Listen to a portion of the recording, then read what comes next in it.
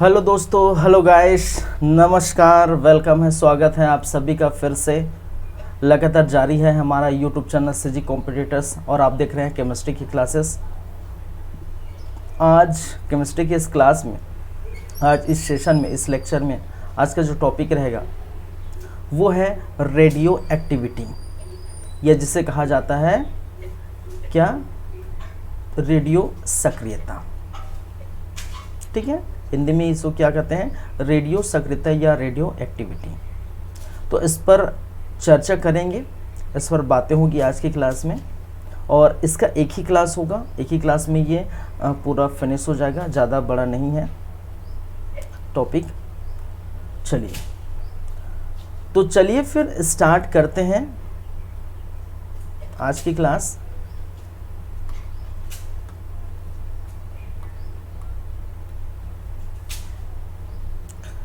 देखिए, हम क्या पढ़ने वाले हैं, रेडियो सक्रियता।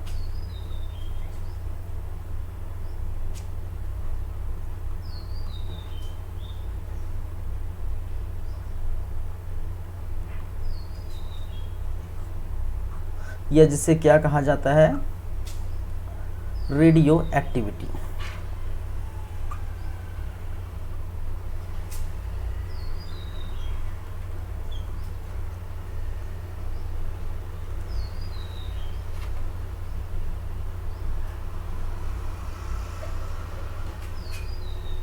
चलिए, तो पहले हम देख लेते हैं इनमें क्या क्या हम पढ़ेंगे, क्या क्या देखेंगे।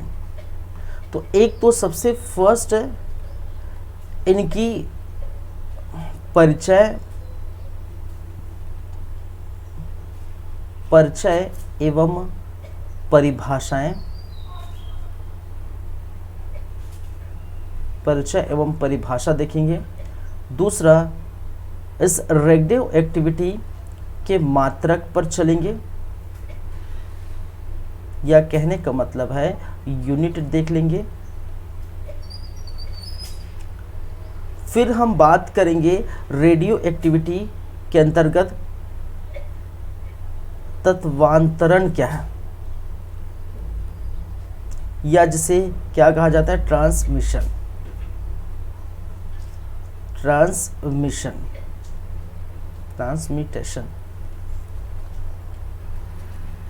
फिर हम बात करेंगे रेडियो एक्टिविटी के प्रकार, या रेडियो सक्रियता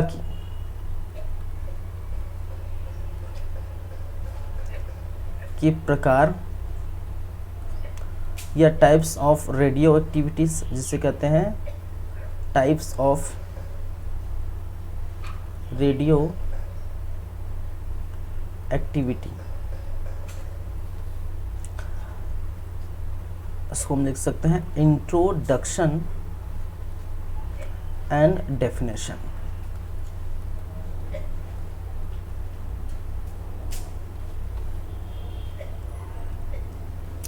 फिर इसके अंतर्गत हम देखेंगे अर्ध आयु काल क्या होता है।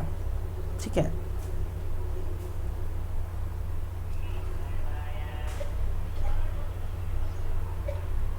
अर्ध आयु काल, इसमें अर्ध आयु काल क्या होता है, हाफ लाइफ पीरियड, जिसे क्या कहा जाता है, हाफ लाइफ पीरियड।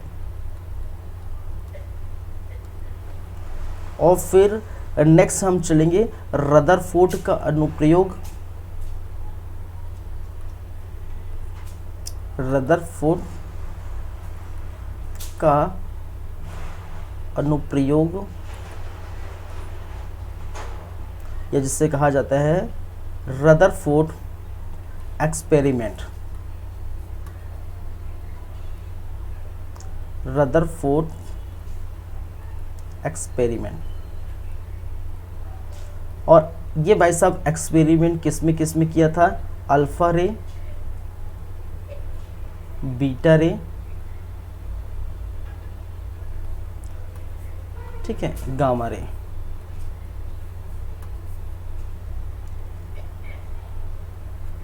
और गामा रे, ये सब क्या है वो हम देखेंगे। उसके बाद हम बात करेंगे विभिन्न जो रेडियो एक्टिव जो समस्थानिक हैं उनके क्या क्या उपयोग हैं। ठीक है, जैसे हमने वहाँ पर थे फिजिक्स भी हमने पढ़े थे, कोबाल्ट 60 का उपयोग क्या होता है, तो वो एक क्या है समस्थानिक के आसपास हम देखे थे। ठीक है, तो हम देखेंगे विभिन्न रेडियो समस्थानिक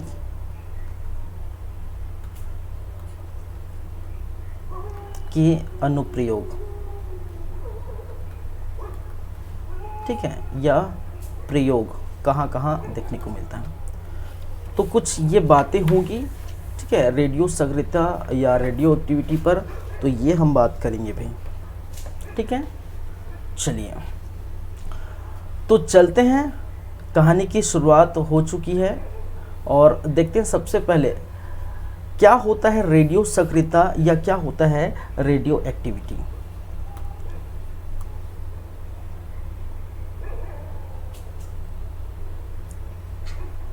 रेडियो एक्टिविटी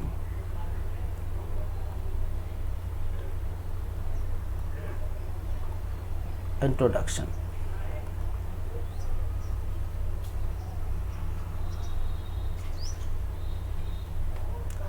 अब देखिए होता क्या है, हम तो परिभाषा लिखेंगे खैर, लेकिन इसका इंट्रोडक्शन पहले देख लेते हैं, फिर हम परिभाषा लिखेंगे। देखिए पहली बात, अगर रेडियो सक्रियता की बात करें या रेडियो एक्टिविटी की बात करें, तो कोई भी पदार्थ है, ठीक है, वो पदार्थ या फिर अपने आप, देखिए यहाँ पर कोई तत्व है और तत्व के परमाणु में, समझिएगा पहले, कोई तत्व है और उस तत्व के परमाणु में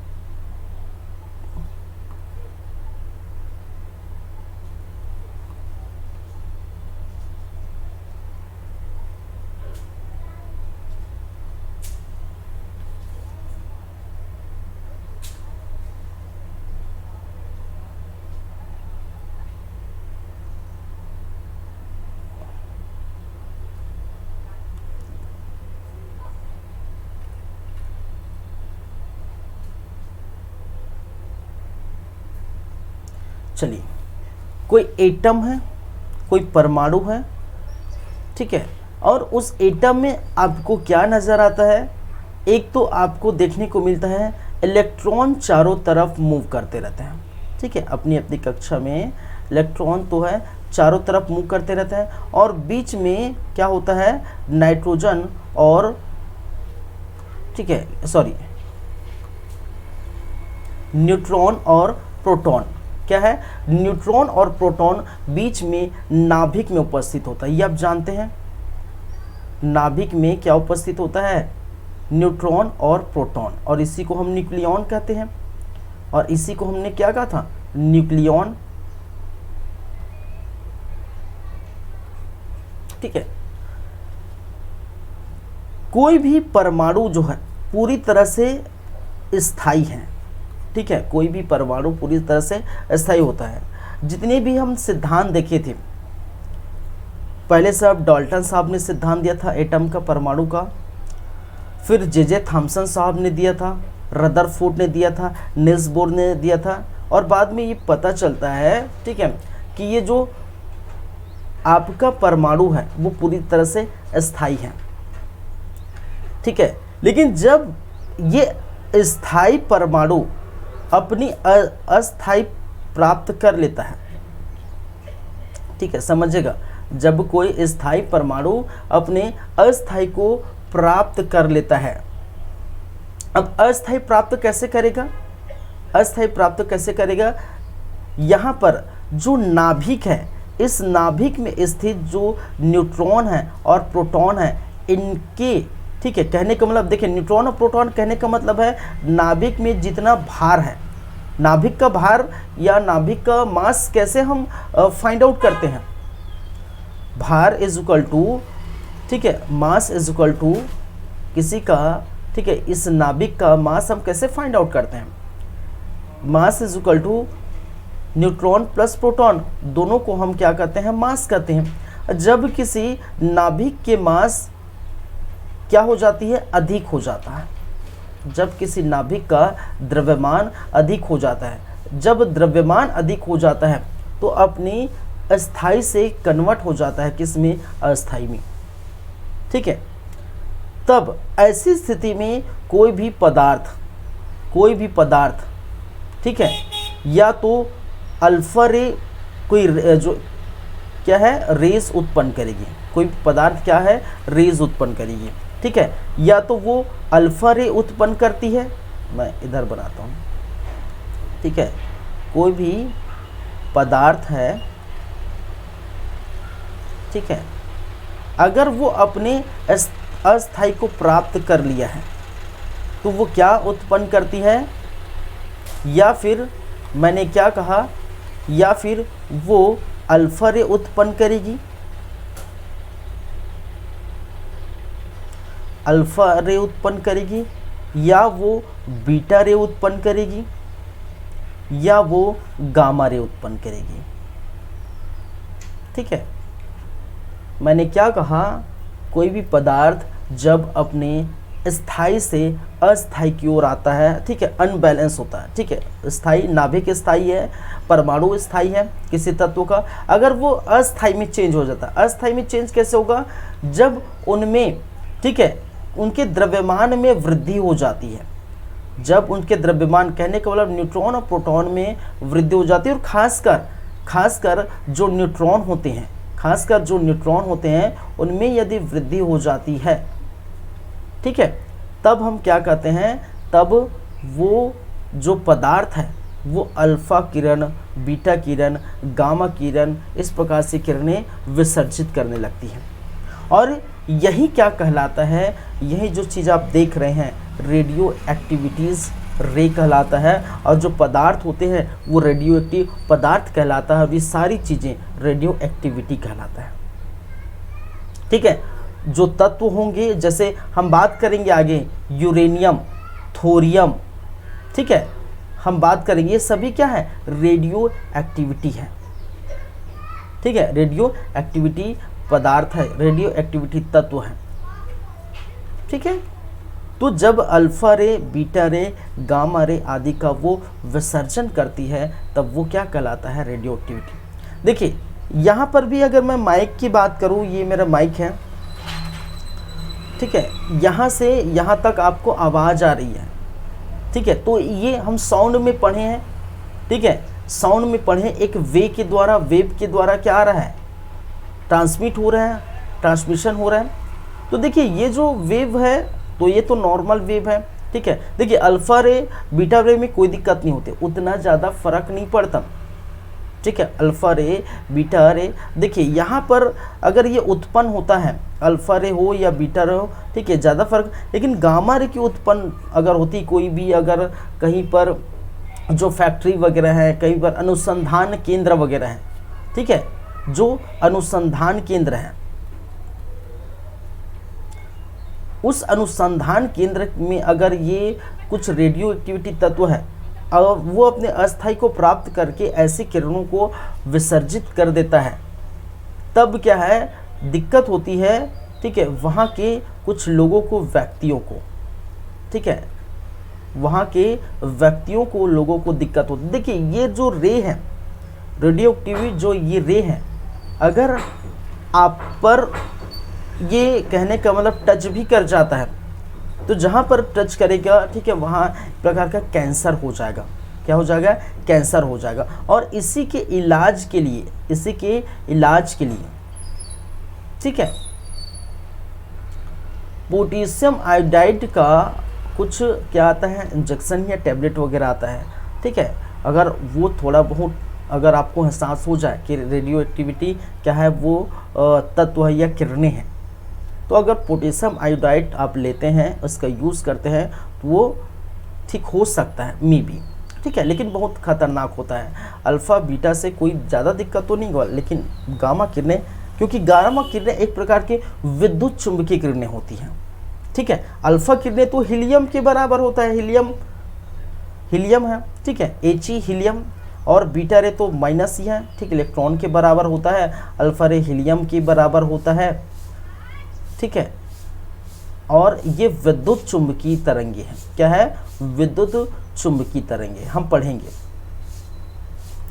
ठीक है। तो इसका मतलब क्या है, जब अपने परमाणु से, ठीक है, जब कोई परमाणु स्थायी से अस्थायी प्राप्त कर लेते हैं और, ठीक है, कोई पदार्थ ऐसे रे का विसर्जन करता है, तब हम उसे कहते हैं रेडियो एक्टिविटी, ठीक है। चलिए, तो ये तो हम समझ गए इंट्रोडक्शन क्या क्या क्या होता है, ये हम देख लिए। अब हम बात करेंगे डेफिनेशन की। किसकी बात करेंगे? डेफिनेशन की, ठीक है।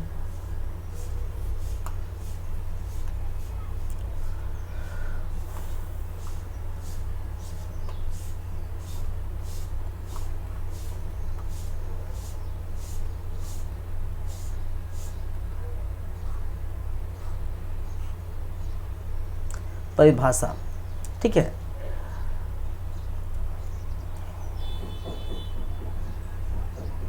लिख लेते हैं। हमारे प्रकृति में, जो बुक में लिखा वही मैं लिख रहा हूँ, ठीक है। हमारे प्रकृति में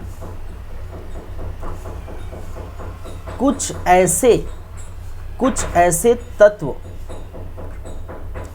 होते हैं, हमारे प्रकृति में कुछ ऐसे तत्व होते हैं जिसके अंदर या जिनके अंदर स्वतः विखंडन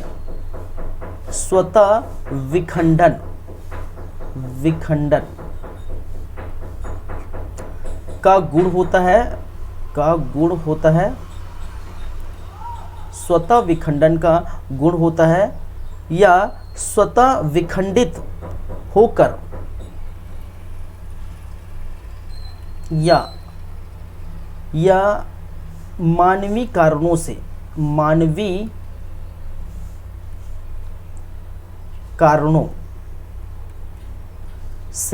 विखंडित होकर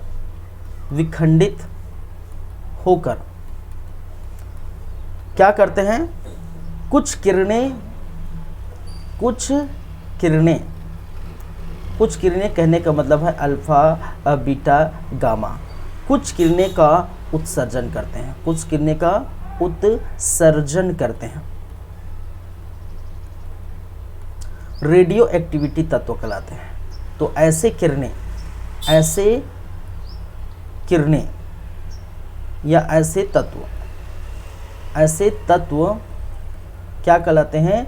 रेडियो एक्टिविटी कहलाते हैं या रेडियो सक्रियता कहलाते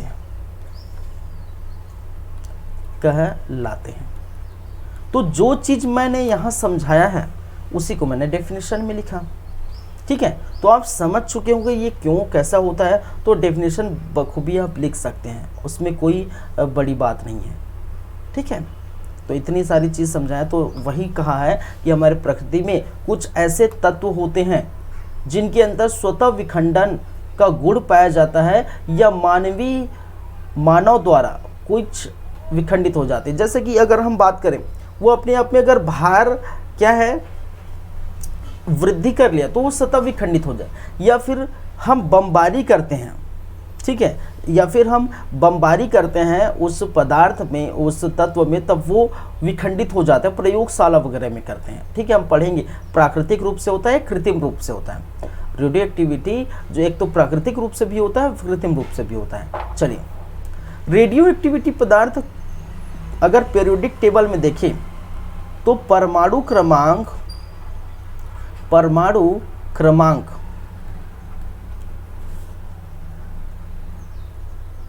82 से, ठीक है, 82 के बाद परमाणु क्रमांक 82 से अधिक वाले तत्व क्या कहलाते हैं? रेडियो एक्टिविटी कहलाते हैं, रेडियो सक्रियता कहलाते हैं। और ऐसा नहीं कि इनके तत्व 86 के अधिक वाले तत्व या एवं इनके समस्थानिक भी, एवं इनके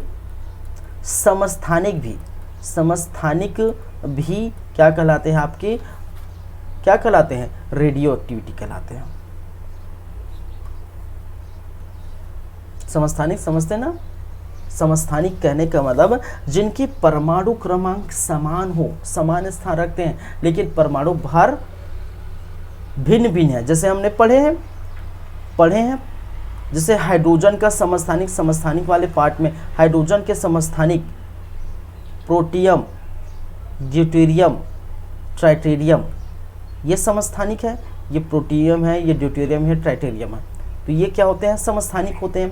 तो जो भी समस्थानिक है वो तत्व और उनके समस्थानिक दोनों क्या कहलाते हैं, रेडियो सक्रियता कहलाते हैं। और पीरियोडिक टेबल में 82 के बाद जितने भी आएंगे, ठीक है, जितने भी तत्व उसमें उपस्थित हैं सभी क्या कहलाएंगे, सभी रेडियो एक्टिविटी कहलाएंगे, पदार्थ कहलाएंगे, रेडियो एक्टिव तत्व कहलाएंगे। जैसे यूरेनियम जिसका परमाणु क्रमांक 92, ठीक है, इनके कई समस्थानिक हैं। जैसे कि आपका थोरियम जिसका परमाणु क्रमांक 90, ठीक है, रेडियम जिसका परमाणु क्रमांक 88, मैं उल्टा लिख दिया क्या, ठीक है, और पोलेडियम जिसका परमाणु क्रमांक 84।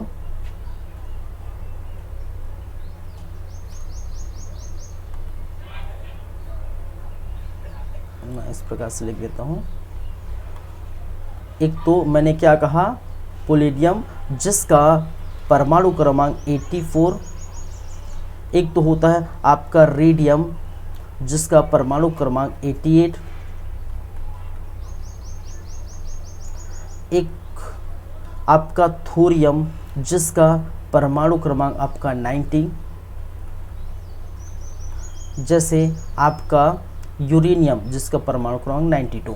तो जितने ये हैं 82 के आगे जितने भी हैं वो क्या कहलाते हैं, वो क्या कहलाते हैं भाई, रेडियो एक्टिविटी तत्व कहलाते हैं, जो क्या क्या विसर्जित, अल्फा बीटा गामा किरणें विसर्जित करते हैं।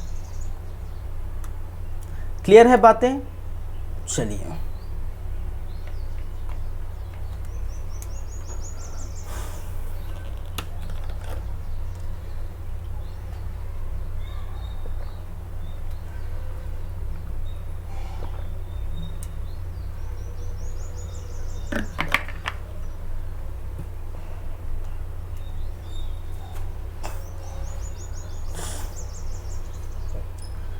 चलिए आगे चले। इसके मात्रक या यूनिट, मात्रक या यूनिट, ठीक है, मात्रक यूनिट समझते हैं ना। अब देखिए हम जैसे सारी चीज़ें का जो मेज़रमेंट करते हैं, सारी चीज़ें कहने का मतलब है, अगर आप दुकान में कुछ सामान लेने जाते हैं, मान के चलिए अपने मंगा शक्कर,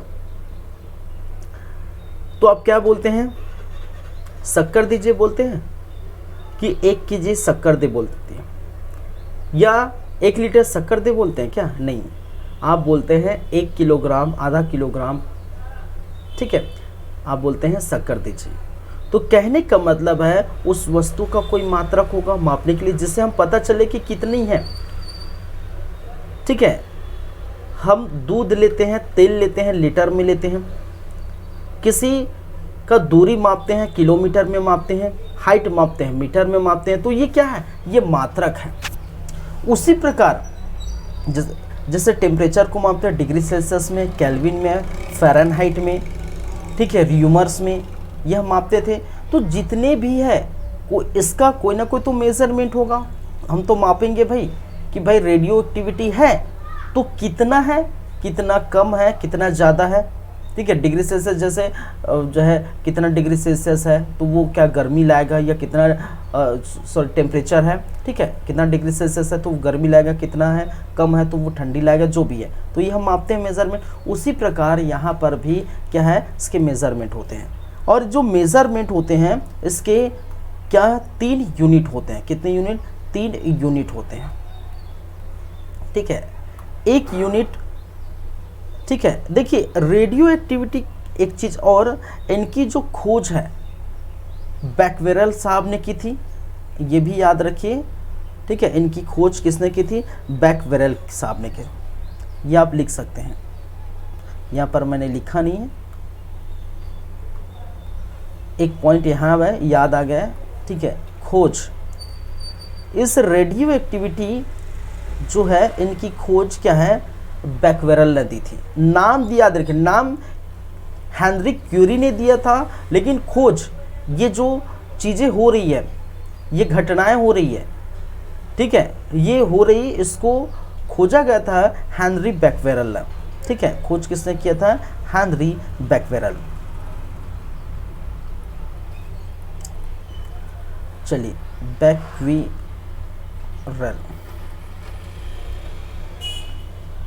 लेकिन इसका नाम दिया था, नाम कहने का मतलब नामकरण हेनरी ने किया था, ठीक है।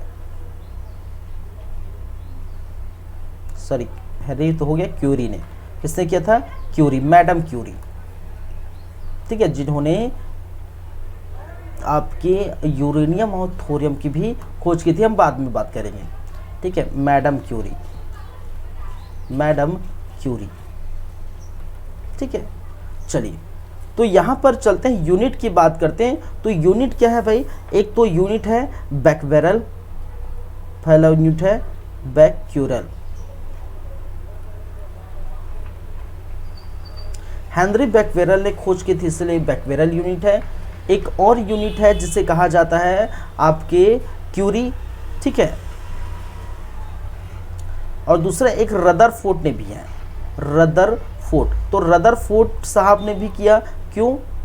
ठीक है, इन्होंने, हम देखे थे अल्फा बीटा रे, अल्फा बीटा गामा रे, ठीक है, इनका जब बौछार किया था, आगे हम बात करेंगे, ठीक है। इन्होंने अपने हाथ बटाया था यहाँ पर विद्युत क्षेत्र, ठीक है, जो इलेक्ट्रिक फील्ड है विद्युत क्षेत्र के आसपास, उन्होंने जो है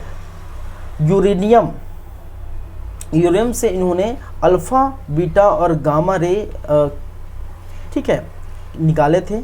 एक एक्सपेरिमेंट किया था जिसको रदरफोर्ड एक्सपेरिमेंट कहा जाता है, और जिसके कारण से इनका यूनिट में भी नाम आता है। तीसरा है क्यूरी,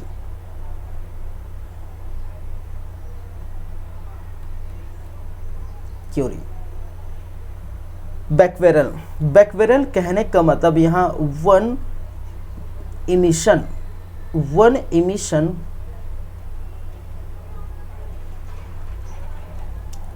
प्रति सेकेंड। इमिशन कहने का मतलब विघटन।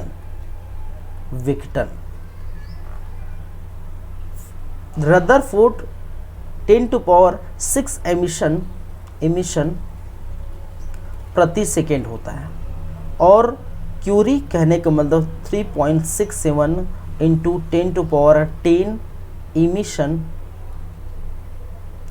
प्रति सेकेंड। ये चीज़ें याद रखिए।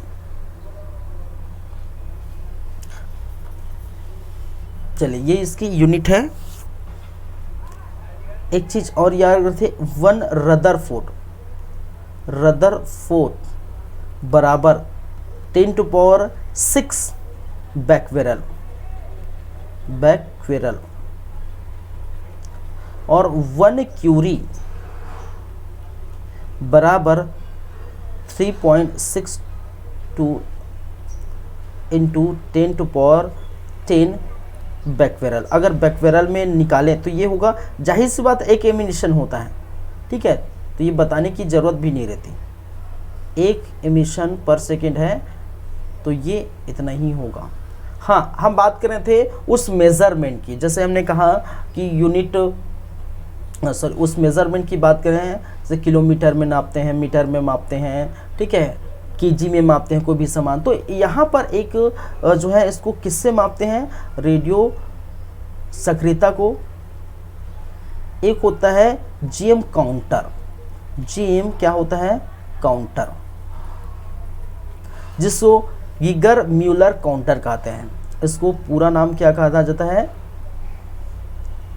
Geiger Miller Muller counter. ये क्या होता है भाई?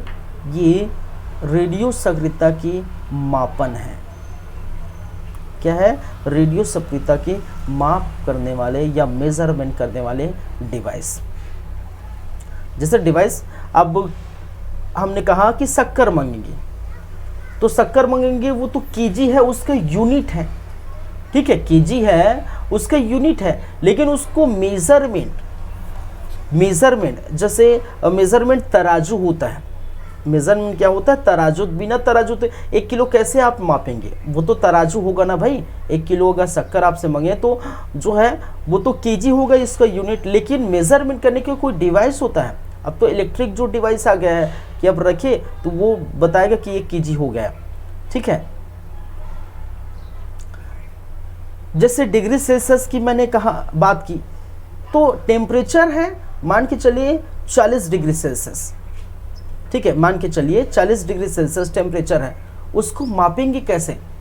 थर्मामीटर से मापते हैं, ठीक है। आपको थर्मामीटर, आपको जब बुखार होता है, ठीक है, तो कितना बुखार है, ठीक है, कितना बुखार है, तो 98 फ़ारेनहाइट ये होता है, फ़ारेनहाइट में उसमें आप दिखाता है, ठीक है। तो आप थर्मामीटर से मापते हैं, हालांकि उसका है degree Celsius, Fahrenheit, kelvin, humours, वो इसकी यूनिट है, लेकिन जो यंत्र होता है, जो मशीन होता है, जो इंस्ट्रूमेंट होता है, वो उससे ही तो मापेंगे ना।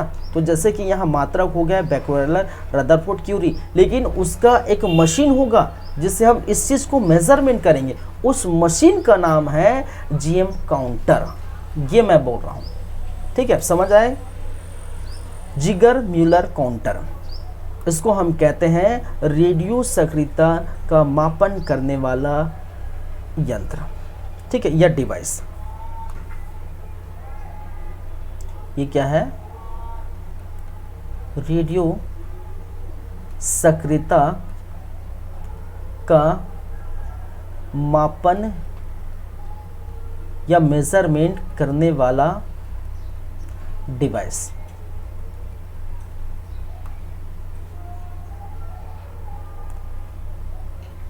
जिसे क्या कहा जाता है? ग्यूगर मिलर काउंटर, ठीक है। क्लियर है बातें? तो यूनिट है, ये अब समझ गए, 3 यूनिट होते हैं। खासकर जो ज़्यादा यूज होता है वो क्यूरी होता है, ठीक है। क्या होता है? क्यूरी ज़्यादातर यूज में देखने को मिलता है। हो गई बातें? चलिए, अब क्यूरी की बात आई, मैडम क्यूरी की बात आई, तो मैडम क्यूरी की भी बात कर लेते हैं।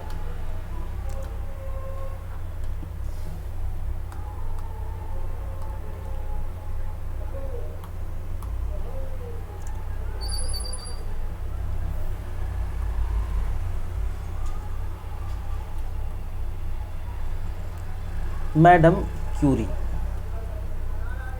क्या जिसे मैडम क्यूरी, देखिए इस मैडम क्यूरी के बारे में बात करें, इनके पति का नाम क्या है भाई?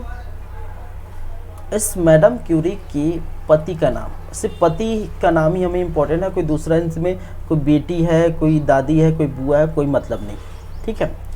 पति का नाम है पियरे क्यूरी, पियरे क्यूरी, ठीक है, क्योंकि भाई साहब ने कुछ हाथ बटाए हैं, ठीक है, पियरे क्यूरी। देखिए मैडम क्यूरी और उनके पति, ठीक है, पियरे क्यूरी का हाथ इस रेडियो सक्रियता वाले पार्ट में है, ठीक है। देखिए 1871 में रेडियम 88 एवं पोलेडियम 84 की खोज किसने की? क्यूरी ने की, मैडम क्यूरी ने। किसने? मैडम क्यूरी ने की। ये याद रखिए, ठीक है। चलिए,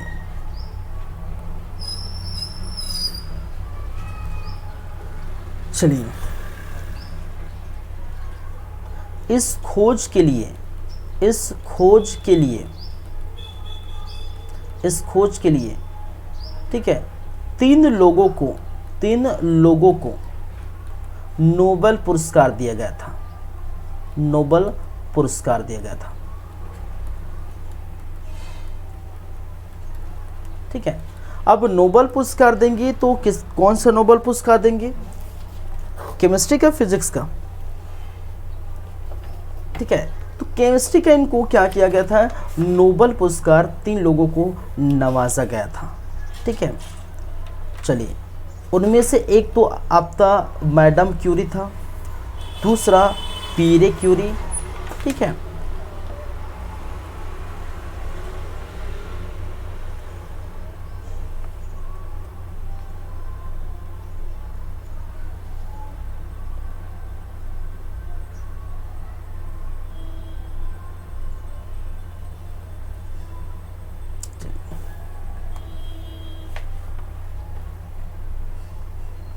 एक तो मैंने क्या कहा, मैडम क्यूरी, मैडम क्यूरी, दूसरा पियरे क्यूरी, क्यूरी, और तीसरा है हेनरी बैक्वेरेल, हेनरी बैक्वेरेल। ये तीनों को नोबेल पुरस्कार से नवाजा गया था, ठीक है। कब? 1903 में, 1903 में इन तीनों को नोबेल पुरस्कार से नवाजा गया था, ठीक है। और उन्होंने हाथ बटाए थे। तो मैडम क्यूरी ने रेडियम और पोलेडियम की खोज की, चलिए, साथ ही में हाथ बटाए थे। और याद रखिए, मैडम क्यूरी के बारे में एक और याद रखिए, मैडम क्यूरी को, ठीक है, एकमात्र ऐसी जो है वैज्ञानिक है मैडम क्यूरी जिनको फिजिक्स और केमिस्ट्री दोनों का नोबेल पुरस्कार मिला था।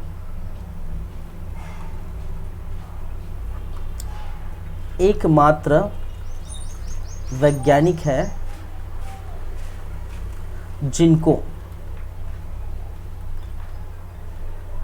फिजिक्स एंड केमिस्ट्री दोनों का नोबेल पुरस्कार दिया गया, था। तो ये भी आप क्या करेंगे? याद रखेंगे, ठीक है। क्लियर है बातें? तो ये मैडम क्यूरी के बारे में थोड़ा याद रखेंगे। चलिए आगे बढ़ते हैं। अब आगे बढ़ते हैं, आगे हम बात करेंगे किसकी? एक शब्द आया है तत्वांतरण, ट्रांसम्यूटेशन। अब यहाँ पर देखिए, आपका परिचय परिभाषा हो गया, मात्रक हो गया, ठीक है। अब बात करेंगे किसकी? तत्वांतरण।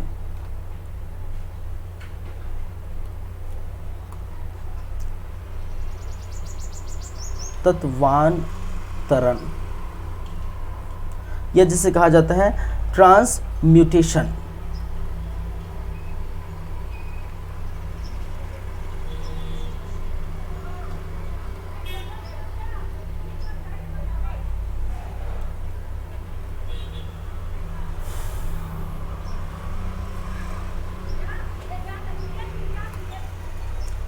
चलिए इसको मैं पहले लिख लेता हूं।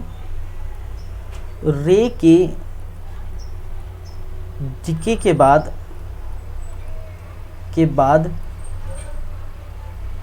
एक तत्व का दूसरे तत्व में, डीके मतलब कम, ठीक है, दूसरे तत्व में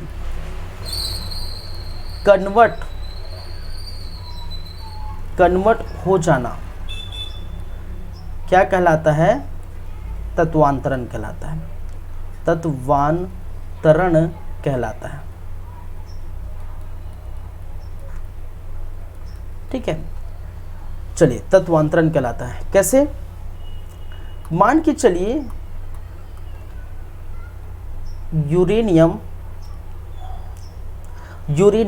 92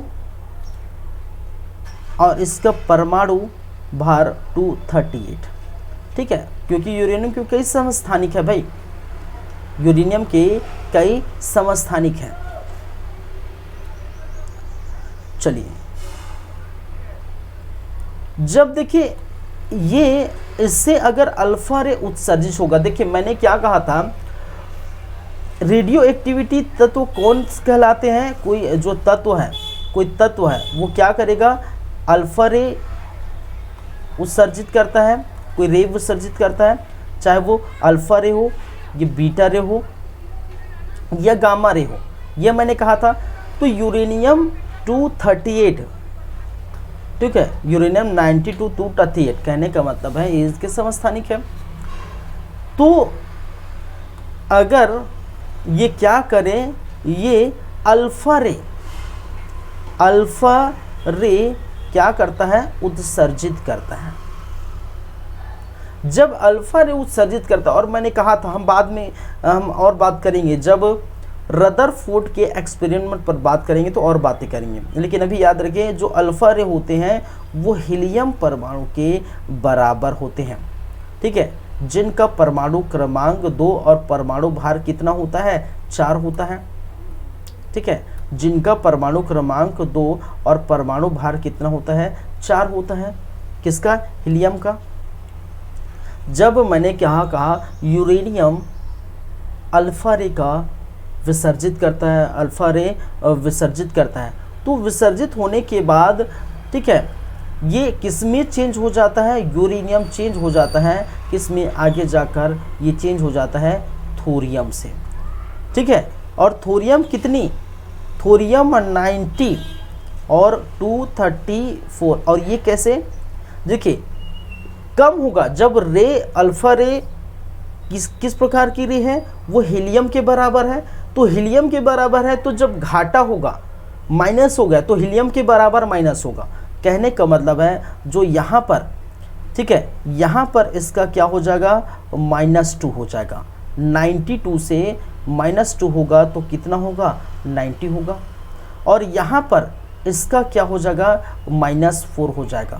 और -4 हो जाएगा तो कितना होगा? इसके परमाणु भार में 38 से कम 34। तो थोरियम 34 34 क्या होगा? ये कन्वर्ट हो जाता है किसमें? दूसरे तत्वों में। इसी को हम बोलते हैं तत्वांतरण। तो जो लिखा है वही है, लेकिन आप समझ गए तो फिर जो है आप अच्छे से लिख भी सकते हैं, ठीक है। तो किसी तत्व का एक तत्व से दूसरे तत्व में कन्वर्ट हो जाता ही क्या कहलाता है? तत्वांतरण कहलाता है, ठीक है। चलिए,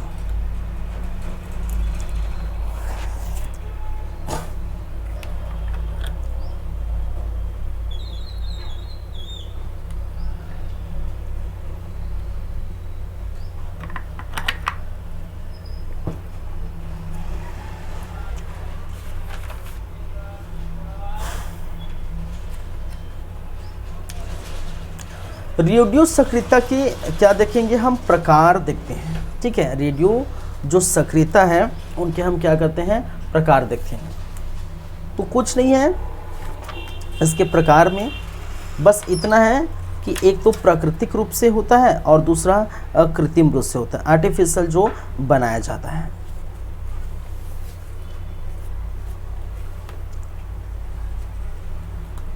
तो देख लेते हैं उसी को। तो देखिए ये चीज़ होता है, इसको ध्यान रखिए, याद रखिए, छोटी छोटी है पर बातें मोटी मोटी हैं, ठीक है।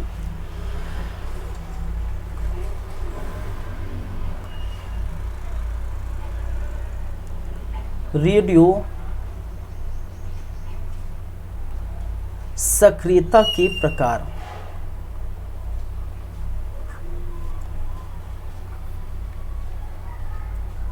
Types of radio activity, types of radio activity.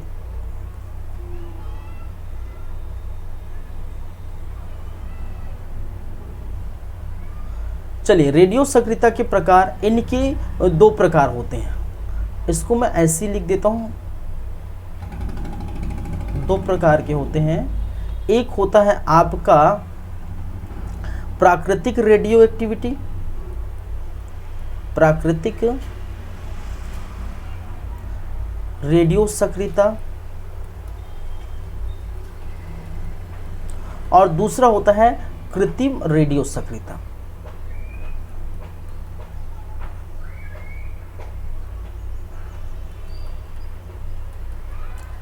सक्रियता,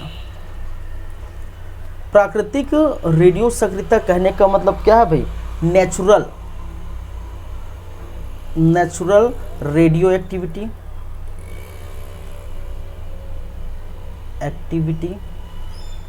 और दूसरा आर्टिफिशियल रेडियो एक्टिविटी।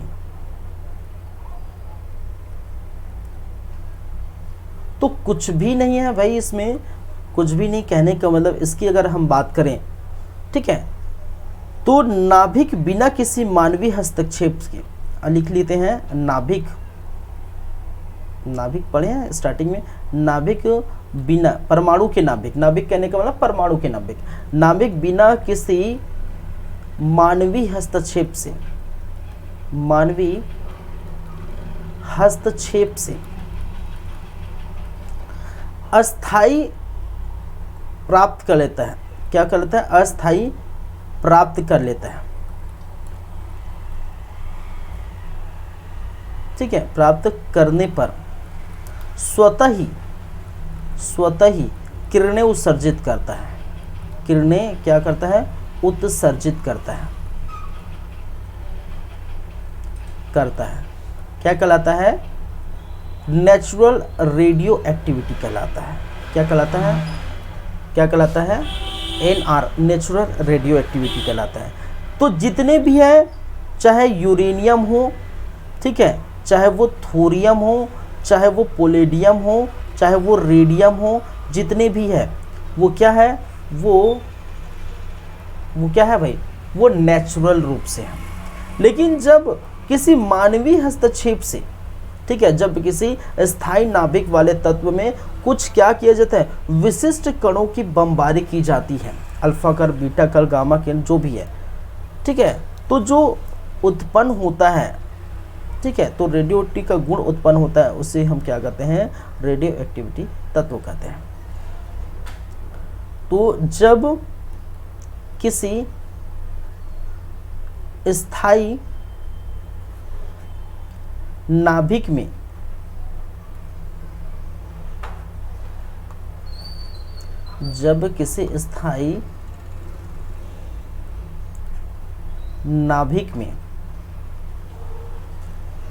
या स्थायी नाभिक वाले तत्वों में विशेष या विशिष्ट किरणों का बमबारी करते हैं, जिससे जो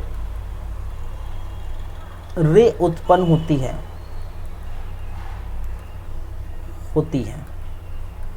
उसे क्या कहते हैं? आर्टिफिशियल रेडियो एक्टिविटी कहते हैं। सिंपल सी बात है, कुछ नहीं। प्रकृति मतलब प्राकृतिक रूप से होगा, और कृत्रिम मतलब जो बनाया जाएगा या किया जाएगा, ठीक है। क्या है? जो बनाया जाएगा या किया जाएगा, ठीक है। चलिए,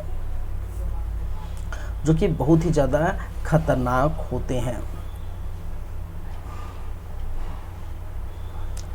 जैसे एटम बम वगैरह बनाया था ना आपके, देखिए हिरोशिमा, नागासाकी, आप भाई साहब ये सबसे प्रभावित हैं। हिरोशिमा नागासाकी में जब हुआ था, तो आज भी उस समय बोला जाता है कि लोग वहाँ पे विकलांग और लंगड़े पैदा होते थे, ठीक है। तो ये है इनकी जो है बहुत सारी इसमें खतरनाक चीज़ें होती हैं। चलिए समझ सकते हैं। चलिए आगे हम देखेंगे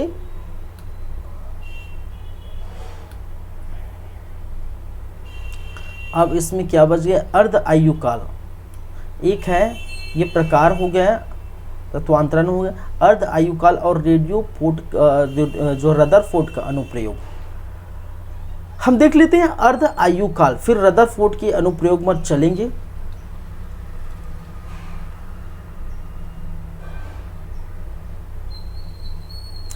अर्ध आयु काल मुझे उसी समय पढ़ाना चाहिए था, कहने का मतलब है जब मैंने क्या पढ़ाया है, क्या बताया है, ये तत्वांतरण। ठीक है, तो उसको मैं चलिए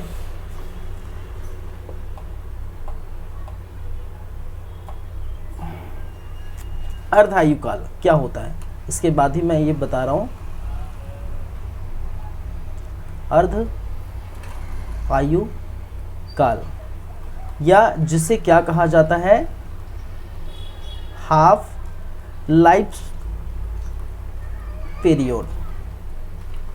देखिए अर्ध आयु काल या हाफ लाइफ पीरियड ये क्या होता है भाई, देखिए किसी तत्व का, ठीक है, किसी तत्व का किस समय, कितने समय में, कोई भी तत्व है कितने समय में उनका जो काल है वो आधी हो जाएगी। ठीक है, मैंने क्या कहा कि वह समय, ठीक है, जिसमें किसी तत्व का जो काल है, जो समय है वो आधी हो जाएगी, उसको हम कहते हैं अर्ध आयु काल कहते हैं। जैसे यहाँ पर अगर हम बात करें तत्वांतरण में, ठीक है, यहाँ पर जो है कुछ कुछ कम हो गई, लेकिन हम आधी की बात करें तो उसको पहले लिख लेते हैं। वह समय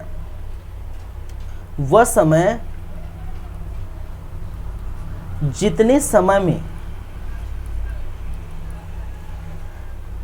किसी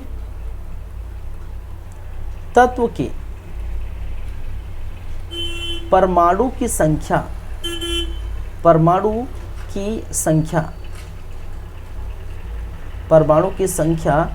प्रारंभिक मान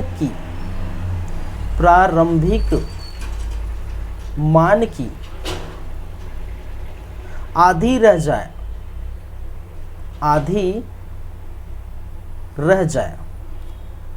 या आधी हो जाए,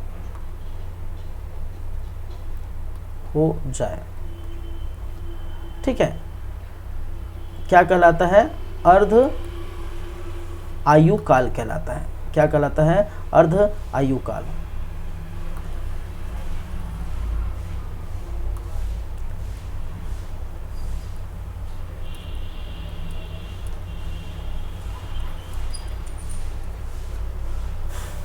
ठीक है, चलिए आप देखिए, जैसे एग्जाम्पल समझें, यूरेनियम की बात करते हैं 92 to 28, इसकी जो है आधी हो जानी चाहिए। जब हम किसी रे की बात करें, किसी रे का बौछार करते हैं, अल्फा रेस वगैरह, तो इसकी जो है वो आधी हो जाए, इसके परमाणु क्रमांक जो है क्या हो जाएगा, आधी हो जाए, तो उसको हम क्या कहेंगे, उसको अर्ध आयु काल कहते हैं। ठीक है, तो एक समय आएगा जिसमें इसमें पास कोई परमाणु रहे, क्योंकि आधी हो गई। ठीक है, अब देखिए इसके लिए एक सूत्र होता है समय की निकालने के लिए, टी हाफ मतलब आधा, इक्वल टू 0.693, ठीक है, बटे लैम्डा, बटे क्या है, लैम्डा। इसको आप याद रखिए, अगर किसी का अर्ध आयु काल निकालना है तो ये आपका काम आएगा। ये पहले से रहता है इतना, और लैम्डा यहाँ पर टी हाफ कहने का मतलब है अर्ध आयु काल को बताता है, अर्ध आयु काल को डिफाइन करता है, ये अर्ध आयु काल है। और आपका लैम्डा जो है विघटन नियतांक है, विघटन नियतांक। ठीक है, विघटन नियतांक कहने का मतलब इमिशन कांस्टेंट, इमिशन कांस्टेंट।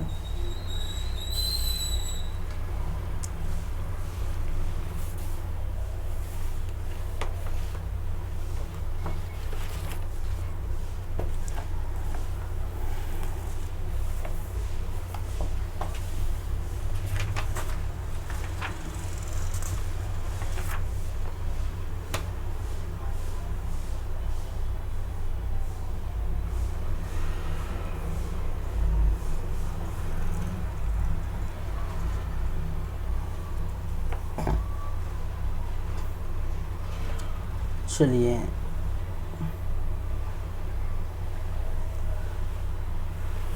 तो ये याद रखिए। अगर अर्धायु काल की बात करें तो एग्जाम्पल अगर समझे अर्धायु काल, तो जो रेडियम है, ठीक है, जो रेडियम है उस लगभग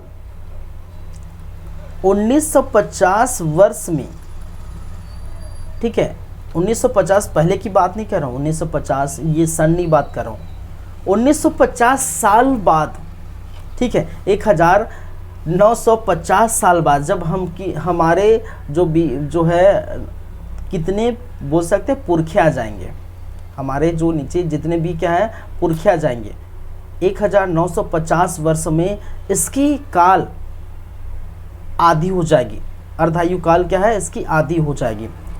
थोरियम की बात करें तो थोरियम कितने वर्ष बाद, ठीक है, 1.4 इंटू 10⁻18 ईयर्स वर्ष में क्या हो जाएगा, ये आधी हो जाएगी। अगर पोलेडियम की बात करें तो 10⁻⁻14 सेकंड में ये आधी हो जाएगी।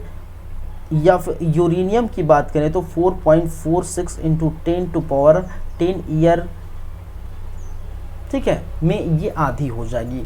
ये चीज़ें आपको याद रखनी है, ठीक है। चीज़ें याद करने वाली कौन है, आपको ये डेफिनेशन और ये आपका इम्पोर्टेंट, सबसे मेन इम्पोर्टेंट ये है, ठीक है। चलिए, तो ये होगा आपका अर्ध आयु काल। चलिए आगे की बात करेंगे, रदरफोर्ड एक्सपेरिमेंट। तो रदरफोर्ड एक्सपेरिमेंट की बात करेंगे, लेकिन उसके लिए है थोड़ा समय। कहने का मतलब है 2 मिनट का ब्रेक, और 2 मिनट के ब्रेक के बाद हम वापस आते हैं और उसके बाद हम बात करेंगे रदरफोर्ड एक्सपेरिमेंट, ठीक है। तब तक बने रहिए मेरे साथ और देख रहे हैं हमारा यूट्यूब चैनल सीजी कॉम्पिटिटर्स। तो 2 मिनट वेट करिए, फिर आगे बढ़ेंगे।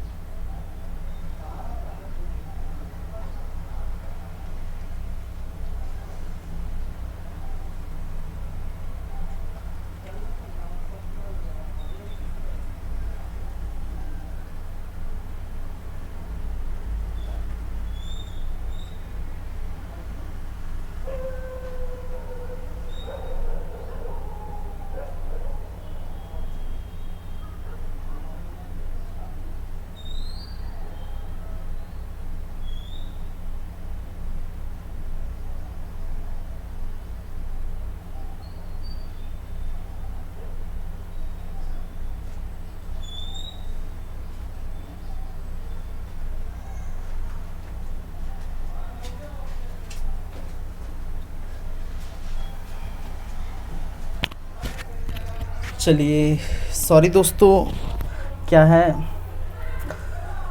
कुछ इमरजेंसी काम है, कुछ बहुत ज़्यादा इमरजेंसी हो गया है तो मुझे जाना पड़ेगा, ठीक है। तो उसके लिए अभी माफ़ी चाहूँगा, हॉस्पिटल जाना पड़ेगा, कुछ इमरजेंसी है। तो आज की क्लास यहीं पर रखता हूँ, नेक्स्ट क्लास में हम बातें करेंगे, ठीक है। बहुत इमरजेंसी है। चलिए धन्यवाद।